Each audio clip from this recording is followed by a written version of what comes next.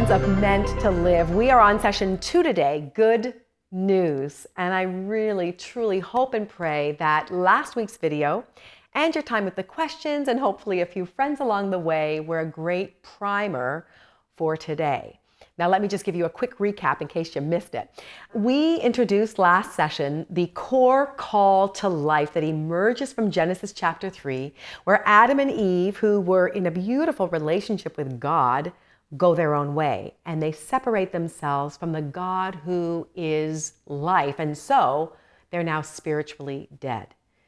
Now, the important thing is that we noticed God going out into the garden and the God who is life calling to them, "Where are you?" And that scene, and of course, the original call into being are the foundations of this call to life. And he is still calling us today, and we want to pay attention to that.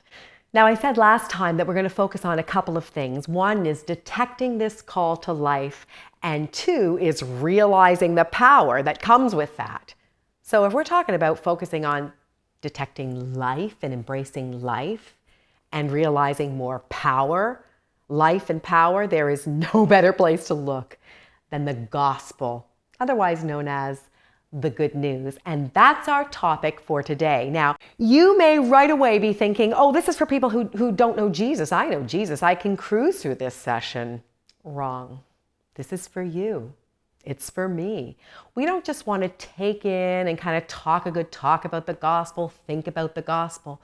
We want the gospel to constantly empower us to new and wonderful levels of life. So today, I want to share with you how, for me, just a few years ago, before I wrote the book, God called me to a whole new level of life while I was examining the gospel.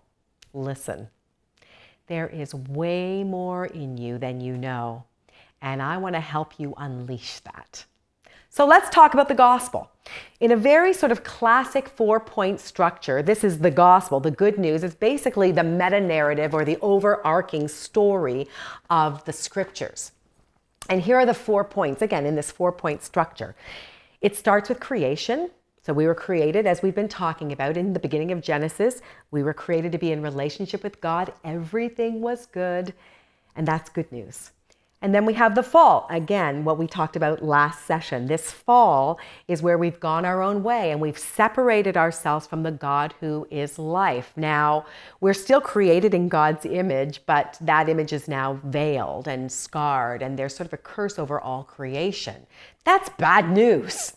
Point number 3 in the gospel is Jesus, and Jesus is God's solution to this point number 2, to the bad news, to the sin issue and the curse over all creation. So that's point number 3, Jesus, and the life, death, and resurrection of Jesus is good news. Point number 4, again in this classic 4-point structure of the gospel, point number 4 is the recreation or restoration of the kingdom. Recreation, remember step 1, it recreates that, and it's a restoration of that kingdom where the lion and the lamb will lie down again together. The curse is completely gone. No more tears. That is very, very good news.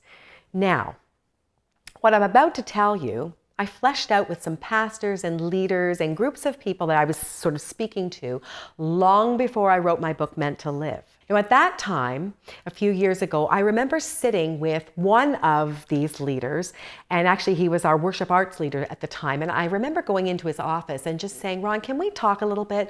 I've been thinking a lot about the gospel these days." And so we sat together, and I said, God's been showing me something, and I've never really noticed it before, and I just kind of wanted to sort of share this with you and wondered what you thought.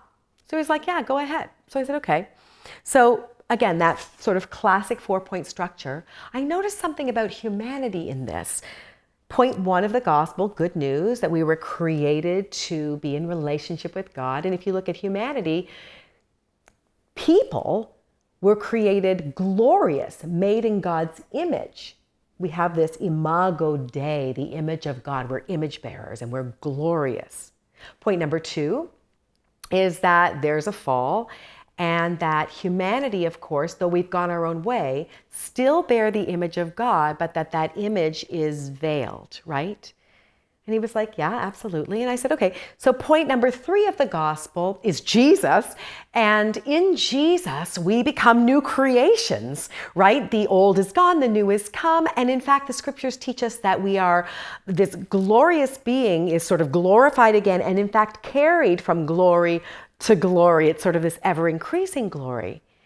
And then point 4 of the gospel is the restoration of the kingdom, or recreation, where humanity is fully glorified once more. And we see this in scripture, again in letters like 1st and 2nd Corinthians. We see it certainly in Revelation, where we are fully glorified once more. So I said, does that sound right to you? And he said, absolutely. I said, there's a lot of glory on humanity. And he said to me, I really hadn't noticed that before, Nancy. And I said, neither had I. 75% of the good news of God's love to the world through Christ is humanity's glory, your glory. Now you got to hear this. All glory is for God and from God, through God and to God. And you're probably already thinking, I know this. We were made to glorify God. And it's easy to sort of gloss over, dismiss, or even disown our God-given glory. Whoa, be careful here. Or we can focus so much on the brokenness and the covering part and the hiding part, we miss our glory. But I want to explore, for a few minutes with you, I want to explore glory for a moment. 3 points about glory. Number 1, what does it mean to glorify God? Well, here's my definition. To make God's magnificence evident. That's how you glorify God. Make God's magnificence evident. Number 2, there is way more in us than we know. Now, I want you to take this in. Have you thought recently about how amazing all creation is, amazing the whole universe is, which is, of course, precisely why we are called to treat our little portion of the universe, the planet, with such great care. Norway's northern nights, like lit up, absolutely gorgeous, astronomical, actually. And I was in the Sahara Desert last summer, actually, with my husband, Cam. And we were staying with some Bedouins for a couple of days in the desert. And we actually spent a night in the white desert sand, where it's all like white, like miles and miles of just this white, gorgeous sand. And here's what was amazing. Dotting the landscape, again, for miles in this white desert sand, were these huge statues, these gorgeous sculptures that were comprised of just the white sand and the wind. That's it. And they had formed these structures that looked like mushrooms all over. And some of them looked like animals. Like there was a little bunny and there was a bird. And they felt like if you touched them, they would just crumble. They felt like, meringue, really phenomenal. I think about Australia. Places like Australia have like crazy creatures that actually really crack me up. They have these mountain goats that are kind of created to be these cliffhangers. It's like their hooves are sort of heavy-duty suction cups. And they just hang on these cliffs. They can climb down, climb up, and it's crazy. When I think about platypuses, they have otter feet, they have a tail of a beaver, and the bill of a duck. It's like God said, I'm going to repurpose some of my former work and have a little fun here. And I could go on and on because our planet is really quite amazing. Never mind the whole universe, which is absolutely phenomenal.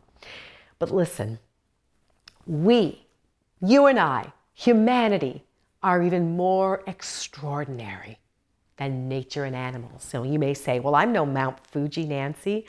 I'm not majestic like that. No, maybe not. But God created humanity as his crown jewel. We were created just a little lower than the highest archangels, the heavenly hosts, the cherubim and the seraphim. You really want to take this in. You are glorious. We were made in his image. Our capacity to love, to share. We see a movie, we're like, oh my golly, did you see this? Or better yet, want to come to the movies with me? We'll share popcorn, right? Capacity to share. Our capacity to think abstract and complex ideas. Think Einstein, Newton, Grace Hopper. Our capacity to apprehend truth, to create. Remember Michelangelo, Clara Schumann, Mary Cassatt, or Tchaikovsky. Humanity is a whole other level of creation. We are more glorious than nature and animals because we are made in God's image and we are laden with His glory. Now, the final thing I want to say about glory is that there are really two categories of glory: intrinsic or original glory and restored glory. Now, intrinsic or original glory are really points 1 and 2 of the gospel: creation and fall.